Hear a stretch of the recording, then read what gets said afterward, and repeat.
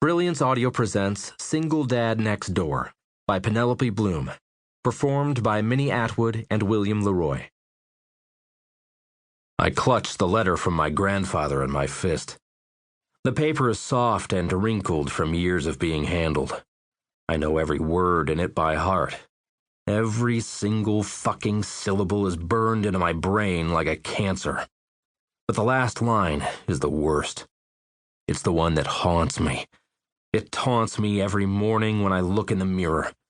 It's the line of text that hangs over me like a fucking time bomb, waiting to explode and tear everything in my life to pieces. I leave my shop and property to Reid William Riggins under the condition that he is married with children by the time he is 35 years of age. There it is, in plain black ink.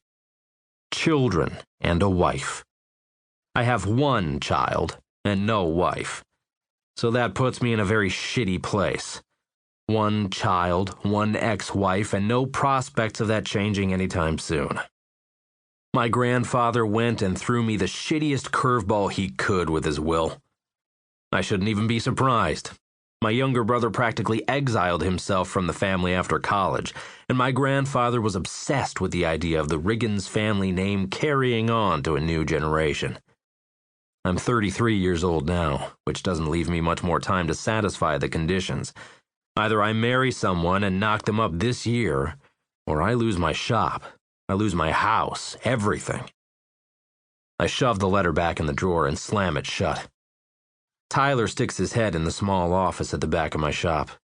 "Hey, Reid, you'll want to see this." I'm not in the mood for Tyler's bullshit right now. But if I stay in this office any longer, I'll just keep getting more pissed.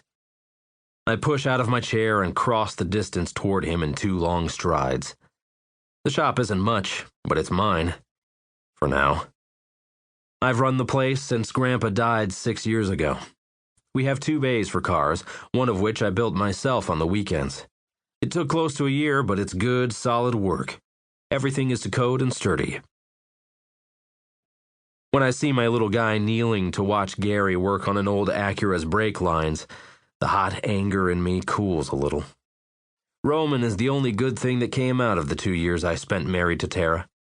His brown hair is a tangled mess of brown, and he has a thick streak of black on his cheek. I smirk, spitting on a rag, then cupping his cheek to clean the grease from his cheek. He scrunches his face and tries to escape, but I manage to get the spot before he can slip away. "You learning about brakes, bud?" Roman is turning 5 next month, but he probably knows more about cars than most adults already. "Yep," he says cheerily. I ruffle his hair and move to follow Tyler. As soon as Roman is out of my sight, the heat of my anger rises up again. I see what Tyler was calling me out of the office to see now. The shop sits directly in front of my house. The house next door has been abandoned for 2 years, but there's a moving truck parked outside in the shade of 2 big oaks. I tuck the rag in my jeans and cross my arms. I have to squint against the sun to see, but there are 3 guys from the moving company bringing box after box inside, while a woman with long legs and short shorts follows them around, fussing over everything they move. I take a few steps closer, eyebrows drawing down in frustration and confusion when I realize I recognize her. "Is that fucking Sandra Williams?" I ask. Tyler spits between his teeth, nodding. "Sure is. Ain't she like best friends with your ex?" There's a bad taste in my mouth as I answer. "Yeah, that's the one." "So your wife's best friend is going to live next door. What are you going to do?" "I'm going to set this shit straight. Keep an eye on Roman. This won't take long." Tyler nods, walking back toward the shop. I realize I'm not wearing a shirt when I've already crossed half the distance to her house. Fuck it, though. I'm too pissed to go back and put one on. Besides, the shirt I had on is covered in oil. I don't bother thinking about what I'm going to say. The message is simple. She's going to keep her fucking distance, and I'm going to keep mine, or we'll have a problem.